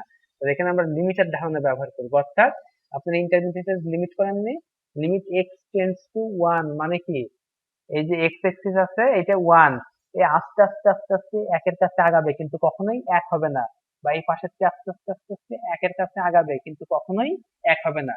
তাহলে limit n tends to infinity R of n, Riemann সামকে আর অফ n দ্বারা প্রকাশ করা হয়। তাহলে এইটাকে দেখেন কিভাবে করছে। এখন প্রথমে ডেল এক্স নির্ণয় করবো, ডেল এক্স হবে আমাদের উইথ, তারপরে হাইট নির্ণয় করবো এফ অফ এক্স আই, তাই তো। তাহলে ডেল এক্স কত দেখেন তো, upper limit minus lower limit by N. এখন এন এর মান কত, ইনফিনিটি। এন এর মান ইনফিনিটি কি করতে পারবো না, তাহলে এন টেন্ডস টু ইনফিনিটি হবে। তাই এন কে আমরা এখানে এন হিসেবে রেখে দিয়েছি, এটা 4/n রেখে দেন। এটা হচ্ছে আমাদের রেক্টেঙ্গেলের width. X i is equal to কত হবে বলেন তো, এই x i is equal to হবে lower limit plus del x into i. তাহলে এটা হবে 2 প্লাস ডেল এক্স এর মান পাইছি কত, ডেল এক্স এর মান পাইছি 4/n ইন্টু আই। আর এফ অফ এক্স এর মান কত হবে, এফ অফ এক্স মান কত ছিল 1/5 ইন্টু এক্স স্কয়ার। তাহলে এফ অফ এক্স আই হবে কি 1/5 into X I whole square. X I এর মান কত পেলাম এখানে দেখেন তো, এই যে এই মানটা আমরা এখানে বসাই দিয়েছি। তাহলে 1/5 এখানে থাকলো, আর এক্স আই এর মান আমরা এখানে বসাই দিলাম। তাহলে এটা হাইট পেয়ে গেলাম। তাহলে so the area of the ith rectangle is এই যে উইথ ইন্টু এই যে হাইট, ঠিক আছে। তাহলে আর অফ এন, তাহলে মোট এরিয়া হবে কত, summation i is equal to 1 up to n, আর এই যে এতগুলো এরিয়া, তাই তো। তাহলে এখন যদি এন এর মান যদি এই যে, তাহলে এত ইজ ইকুয়াল টু কত হবে, এত ইজ ইকুয়াল টু কিন্তু কখনোই এই মানটা বলতে পারবো না, কারণ এন এর মান যদি একটা সংখ্যা হয় তাহলে আমরা কখনো এক্সাক্ট মান, অর্থাৎ এই মানটাকে এক্সাক্ট মান বলে, এক্সাক্ট মান এবং এই ক্যালকুলেটেড মান এক হবে না। এখন এন যখনই টেন্ডস টু ইনফিনিটি হবে তখনই কেবল এই মানটা, অর্থাৎ এই মানটা এবং এই মানটা সমান হবে। তাহলে লিমিট নেন, লিমিট এন টেন্ডস টু আর এন, আর এন এর মানটা এখানে বসাই দেন। তাহলে এইটাকে আমরা এই যে প্রকাশ করলাম যে ইন্টিগ্রেশন, এটা ছিল ডেফিনাইট ইন্টিগ্রাল, এই ইন্টিগ্রেশনটাকে এইভাবে প্রকাশ করলাম, এটাকে বলা হয় ইন্টিগ্রেশন অ্যাজ, এটাকে দেখেন ইন্টিগ্রেশন অ্যাজ সামেশন, এটাকেই বলা হয় ইন্টিগ্রেশন অ্যাজ সামেশন। তো এখানে দেখেন আমরা ওইটার জন্য নির্ণয় করছি, এখন আরেকটা ফাংশনের জন্য আমরা নির্ণয় করব, এই যে পাই থেকে 2 পাই, আর ফাংশনটা হচ্ছে আমাদের cos a। তাহলে ডেল এক্স কত হবে, b মাইনাস a বাই n, b মাইনাস a কত, lower upper limit minus lower limit by n, তাহলে কত হয় পাই বাই n। এখন হাইট কত হবে, ডেল এক্স তো আমরা নির্ণয় করলাম, তাহলে হাইট, হাইট নির্ণয় করার জন্য প্রথমে এক্স আই বিন্দুগুলো নির্ণয় করব, অর্থাৎ এই যে ফাংশন গেল, এই যে এ একটা x1, তারপরে এখানে এটা x2, এটা x3, x4, তাহলে এক্স আই গুলো নির্ণয় করবো। এক্স আই কত হবে, lower limit plus width plus মানে del x plus into i, sorry a plus del x into i. A এর মান পাই, ডেল এক্স এর মান পাই বাই এন, আই এর মান আই এখানে থাকলো, এক্স আই এর মান এটা নির্ণয় করলাম। দেয়ারফর হাইট কত হবে বলুন তো, হাইট হবে কিন্তু এই যে এইটা হচ্ছে আমাদের হাইট হয়ে গেল। তাহলে তাহলে এখন আমরা এইটার মান কি করবো বলেন তো, এইটার মান হচ্ছে সেই limit n tends to infinity summation over i is equal to 1 up two n, summation i is equal to 1 up two n। আর তাহলে এটা হবে এরিয়া, এরিয়া কি, এই যে উইথ ইন্টু হাইট। তাহলে cos x কে আমরা সামেশন আকারে প্রকাশ করে ফেললাম, এটা হচ্ছে আমাদের একটা অ্যান্সার। তাহলে আমরা আপাতত এই দুইটা অঙ্কই করব, দুইটা অঙ্ক করার মাধ্যমে আমরা এই চ্যাপ্টারটা শেষ করলাম।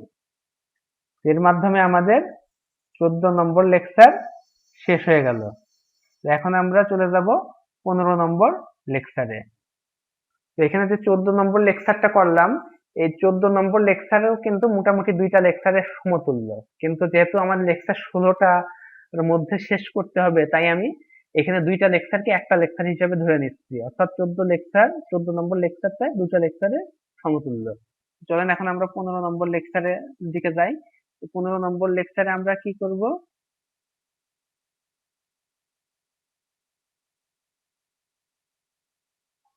15 নম্বর লেকচারে আমরা করব area under curve, area under curve নির্ণয় করব, এটা হবে আমাদের 15 নম্বর লেকচার। এখানে দেখেন একটা উদাহরণ দেওয়া আছে, এই যে ইন্টিগ্রেশন করেছে একটা ডেফিনাইট ইন্টিগ্রাল লিমিট সহ, এটা কি বলছে, this means the integral of এত with respect to x between x is equal to 8 and x is equal to 4, তাহলে এই যে 4 আর 8 এর মধ্যে ইন্টিগ্রেশন করলে এটা পাই। তাহলে এইটা নির্ণয় করে কি এই যে এইটে, এই ধরেন এক্স প্লাস থ্রি এক্স স্কোয়ারের কার্ভ এইটে, আর এক্স ইজ ইকাল টু 4, আর এইটে এক্স ইজ ইকাল টু 8। তাহলে x is equal to 4, y অক্ষের সমান্তরাল একটা সমান সরল রেখা, y x is equal to 8, এইটা ওয়াই অক্ষের সমান্তরাল একটা সরল রেখা, এক্স অক্ষ এবং যে কার্ভ এদের সীমাবদ্ধ ক্ষেত্রের ক্ষেত্রফল। তাহলে সীমাবদ্ধ ক্ষেত্র কোনটা? এই যে এইটা হচ্ছে আমাদের সীমাবদ্ধ ক্ষেত্র, এই ক্ষেত্রের ক্ষেত্রফল। এই ডেফিনাইট ইন্টিগ্রালটা এইটা নির্ণয় করে।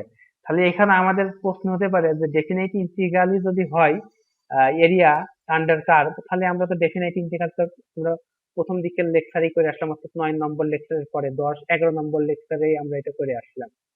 তো আসলে এরিয়া আন্ডার কার্ভ ওইভাবে নির্ণয় করা হয় না। এরিয়া আন্ডার কার্ভ নির্ণয় করার জন্য আমরা এই ডেফিনাইট ইন্টিগ্রালের সাহায্য নিই। এখানে শুধু বোঝানো হচ্ছে যে এরিয়া আন্ডার কার্ভ আর ডেফিনাইট ইন্টিগ্রাল একই জিনিস, মুদ্রার এপিঠ আর ওপিঠ। তো চলেন এখানে নির্ণয় করতে পারছে what is the area between the curve, এই যে Y is equal to X square minus 4 and the X axis. এখন বলেন আমাকে এক্স এক্সিস এর সমীকরণ কত গিভেন।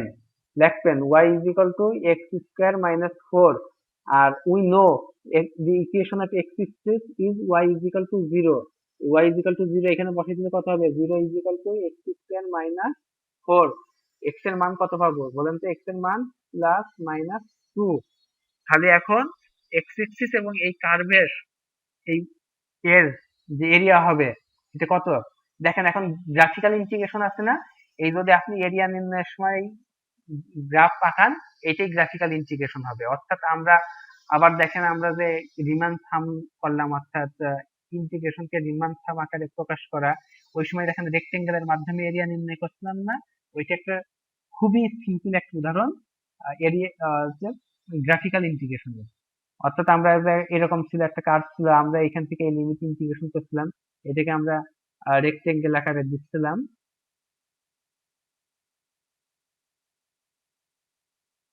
এই যে এটা হচ্ছে গ্রাফিক্যাল ইন্টিগ্রেশনের একটা আরো একটা ভালো একটা মানে এর থেকে এইটা আরো বেশি ভালো উদাহরণ গ্রাফিক্যাল ইন্টিগ্রেশনের। আমি কিন্তু প্রথমে বলে নিয়েছি area under curve, graphical integration, তারপরে আপনার যেটা ইন্টিগ্রেশনের সামেশন, এটা কিন্তু প্রায় কাছাকাছি, সূক্ষ্ম পার্থক্য রয়েছে এদের মধ্যে। তাহলে এখানে এগুলো এখন দেখেন এক্স এর মান প্লাস মাইনাস 2 বাড়ালো, তাহলে এটা দ্বারা কি বুঝবো আমরা?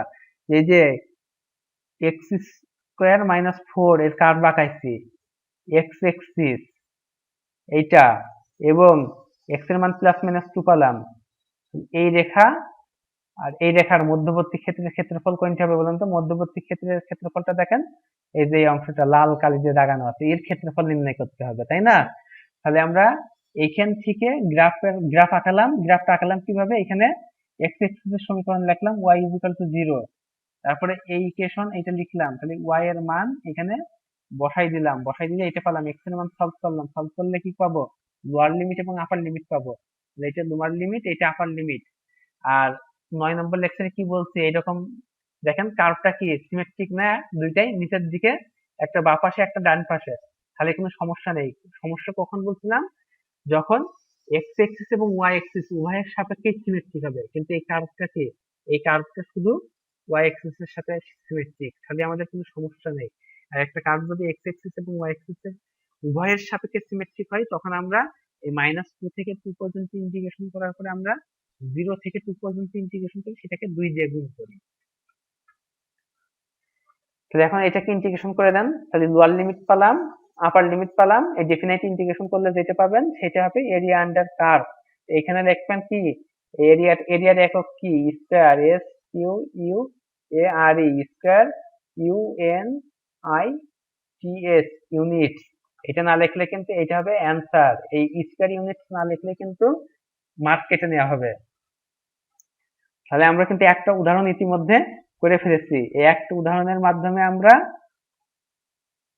এবং এরিয়া আন্ডার কার্ভের যে ডেফিনেশন দিলাম তার মাধ্যমে আমরা এখানে 15 নম্বর লেকচার শেষ করছি। চলেন এখন 16 নম্বর লেকচারে কি বলছে। 16 নম্বর লেকচারে দেখেন একটা জিনিস খেয়াল করেন, এই যে কার্ভটা, এই কার্ভটা ওয়াই এক্সিস এর সাপেক্ষেও সিমেট্রিক, এক্স এক্সিস এর সাপেক্ষেও সিমেট্রিক, এটা কিন্তু মাথায় রাখবেন। তো এখানে কি বলছে?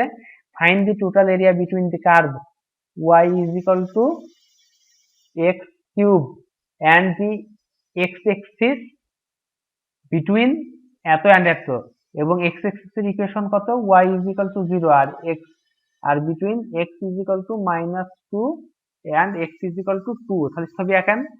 y is equal to x cube এর ছবি এইটা আঁকলেন, x axis এটা নিলেন, x is equal to 2 এই straight line, x is equal to -2 এই স্ট্রেট লাইন।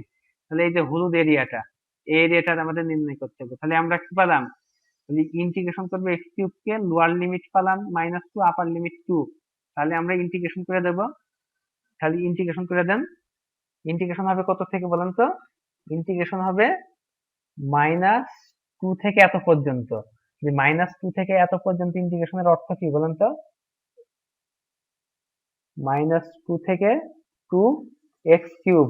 কি বলেছিলাম যে আগের প্রবলেমটা দেখেন, এটা কিন্তু শুধু একটা অক্ষের সাপেক্ষে সিমেট্রিক ছিল, তাই সমস্যা নেই, কিন্তু এটা y এর সাথেও সিমেট্রিক, x এর সাথেও সিমেট্রিক, তাই কি করবো, এটা সমান 0, এখানে 2 দিয়ে গুণ করবো, 0 up to 2 x কিউব।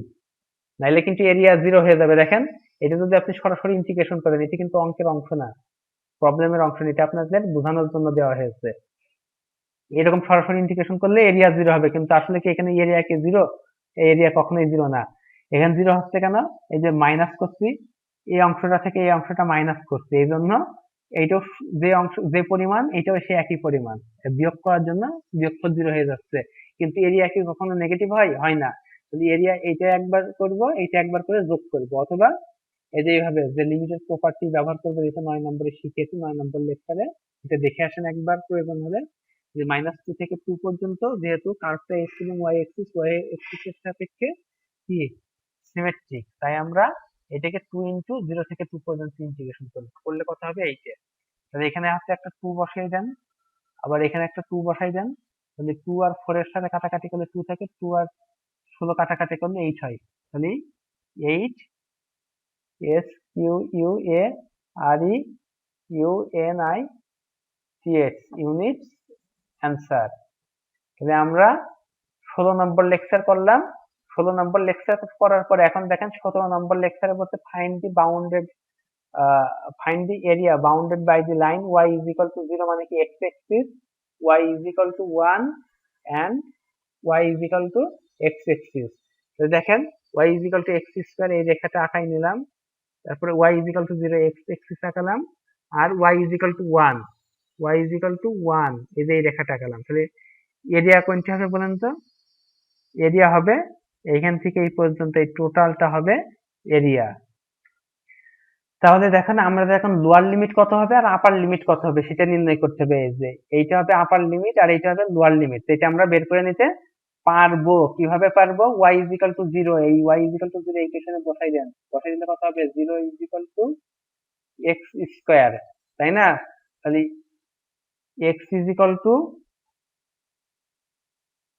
0, তাহলে x is equal to 0 একটা পেলাম, আবার y is equal to 1 এই ইকুয়েশনে বসান, তাহলে কত হবে, 1 is equal to x square. অতএব x is equal to কত হবে, প্লাস মাইনাস 1। দেখেন এইটা হচ্ছে প্লাস 1, এইটা মাইনাস 1, আর এইটা হচ্ছে x is equal to 0 হচ্ছে এই রেখাটা। এখন কথা হচ্ছে আমরা তো তিনটে লিমিট পেলাম, তাহলে কোন লিমিটটাকে আমরা কাউন্ট করব। দেখেন এখন এই রেখা আঁকলাম, এই রেখা আঁকলাম, এই রেখা আঁকলাম, তাহলে এই দুই রেখার মধ্যে আর এই রেখার মধ্যে আর এই কার্ভের মধ্যে এরিয়া হচ্ছে এই পুরা এই অংশটুকু, তাই না?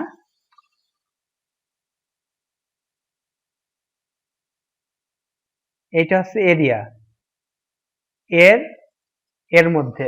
আবার দেখেন এর মধ্যে আর এর মধ্যে এরিয়া হচ্ছে এই অর্ধেকটা, আর এর মধ্যে আর এর মধ্যে এরিয়া কি, এর মধ্যে এরিয়া পাচ্ছি না, কারণ এইটা হচ্ছে এদিক পানে। তাহলে এই এরিয়াটা হচ্ছে কমন, তাহলে আমরা এই এরিয়াটুকু নির্ণয় করব। যখন এরকম প্রবলেম আসবে তখন y is equal to 0 বসিয়ে একবার x is equal to 0 পাবো এখানে, আবার y is equal to 1 বসিয়ে x is equal to plus minus 1 পাবো। তাহলে এই তিনটে রেখাই আঁকলাম, আঁকানোর পরে এই কার্ভটা আঁকালাম, আঁকানোর পরে এই কার্ভটা আঁকালাম, আঁকানোর পরে দেখেন এখন মোট রিজিয়ন হচ্ছে আমার এখান থেকে এই পর্যন্ত, তাই না? মোট রিজিয়ন আমার হচ্ছে এখান থেকে এই পর্যন্ত, কিন্তু নেব আমরা যেহেতু x ইকুয়াল টু 0 ধরেছি আর 1 ধরেছি, এই এরিয়াটুকু নির্ণয় করব আমরা। আবার কেউ যদি চান যে স্যার এইটে আর এইটে ধরে আপনি যেহেতু এই এরিয়া নির্ণয় করছেন, তাহলে আমি এইটে আর এইটে ধরে এই এরিয়াটা যদি নির্ণয় করি তাহলে হবে না? হ্যাঁ, আপনি এইটে আর এইটে ধরে এই এরিয়াটুকু নির্ণয় করতে পারেন, আবার এইটে আর এইটে ধরে এই এরিয়াটুকু নির্ণয় করতে পারেন, দুইটাই ঠিক। তাহলে এখানে দেখেন, এখানে এই অঙ্কটা করে দেওয়ার সময় এইটা আর এইটা ধরেছে, ধরে এই এরিয়াটুকু নির্ণয় করেছে। আর আপনি চাইলে এইটে আর এই সরল রেখাটা ধরে এই এরিয়াটাও নির্ণয় করতে পারেন। তো সেটাই করেছে দেখেন, এরিয়া ইজ ইকাল টু, তাহলে লিমিট হবে কত? তাহলে যেহেতু এই রেখা অর্থাৎ এক্স ইজ ইকাল টু 0 ধরছেন, তাহলে 0 up to, sorry, 0 up to 1 হবে লিমিট, 0 আপ টু 1, আর y to the power half বা এক্স স্কয়ারও ধরে নিতে পারেন, যা খুশি আপনি ধরে নিতে পারেন, ধরে আপনি এই লিমিটটা বের করতে পারেন। সরি, আমি কি একটা জিনিস ভুল করে ফেলেছি, এদের সাথে এইভাবে মিলাতে গেলে হবে না, আমাদের যে কাজটা করতে হবে সেটা হচ্ছে যে দেখেন এরা y এর মাধ্যমে নির্ণয় করছে, কিন্তু আমরা তো নির্ণয় করব এক্স স্কয়ার কে ইন্টিগ্রেশনের মাধ্যমে। আমাদের যে কাজটা করতে হবে সেটা হচ্ছে y ইজ ইকাল টু 1 বসাবো, এখানে বসালে কত হবে? x square is equal two 1, অতএব x ইজ ইকাল টু হবে কি প্লাস মাইনাস 1। তাহলে এই রেখা y ইজ ইকাল টু 0 মানে কি x এক্সিস, আবার x is equal two minus 1, তাহলে x is equal two 1, x is equal two minus 1, y is equal two 1 এবং x স্কয়ার, এই কার্ভের ক্ষেত্রফল নির্ণয় করতে। তাহলে কত হবে আমাদের বলেন তো? এই যে লোয়ার লিমিট এইটা, আপার লিমিট এইটা, তাহলে ইন্টিগ্রেশন অফ মাইনাস 1 থেকে 1 x square dx is equal to x cube by 3 minus 1 থেকে 1। এখন দেখেন এই রেখাটা শুধু y এক্সিস এর সাথে সমান্তরাল, তাই আমরা এই 2 ইন্টু 0 থেকে 1 পর্যন্ত আর ইন্টিগ্রেশন করার প্রয়োজন নেই। তাহলে এত কি ইন্টিগ্রেশন করলে কত হয় দেখেন তো, 1/3 মাইনাস, এটা মাইনাস যদি এখানে বসাই তাহলে মাইনাস 1 কিউব সমান কি মাইনাস 1/3, আর এই মাইনাস আর এই মাইনাসে প্লাস হয়ে গেল, তাই না? তাহলে 1/3 plus 1/3 is equal two 2/3 square unit answer. ঠিক আছে, তাহলে আমরা এই পর্যন্ত করার মাধ্যমে 16 নম্বর লেকচার শেষ করলাম, আর এই 16 নম্বর লেকচার শেষ করার মধ্য দিয়ে আমরা ইন্টিগ্রেশন এই পার্টটা শেষ করলাম। আর এই 16টা লেকচারের মাধ্যমে আমরা পুরা ম্যাথমেটিক্স যে অংশটা, ফার্মেসি 1106 এর ম্যাথমেটিক্স যে অংশটা, সেই অংশটা পুরাই শেষ করলাম। আর আমি তো পূর্বেই বলেছি, এখনো বলছি, যে ইন্টিগ্রেশনের যে 8টা লেকচার দেওয়া হয়েছে, এই 8টা লেকচার কিন্তু আরো অনেক বেশি, প্রায় 10 থেকে 12টা লেকচারের সমতুল্য। কিন্তু যেহেতু আমাকে 16টা মানে সিলেবাস অনুযায়ী যেহেতু 16টা ক্লাসে কিন্তু অনেক বেশি ক্লাস হয়ে যায়, তা আমি 16টা ক্লাসের মধ্যে শেষ করাতে চেয়েছি। তাই আমি দেখা যাচ্ছে যে 14 নম্বর লেকচার না 15 নম্বর লেকচার, 15 নম্বর লেকচার যখন দিয়েছি, সরি 15 না 14 নম্বর লেকচার যখন দিয়েছি, তখন কি বলেছি, এটা যদিও একটা লেকচার লিখছি কিন্তু এটা দুইটা লেকচারের সমতুল্য। এরকম অনেক লেকচার আবার দেখা যাচ্ছে যে প্রথম লেকচার যখন দিয়েছি তখন বলেছি এটা 1.5 মানে দেড়টা লেকচারের সমতুল্য। তো এরকম আর কি লেকচার যদি আমরা সঠিকভাবে ভাগ করতাম, এটা প্রায় 10 থেকে 12টা লেকচারে রূপান্তরিত হয়ে যেত, সম্ভবত 12টা লেকচারে রূপান্তরিত হতো। তো যেহেতু 16 লেকচারের মধ্যে ক্লাস শেষ করতে হয়, তাই আমি এখানে 8টা লেকচার মানে এখানে 12টা লেকচার দিয়েছি, কিন্তু আমি এখানে উল্লেখ করেছি 16টা লেকচারের কথা। তাহলে আমাদের কোর্স এ পর্যন্তই।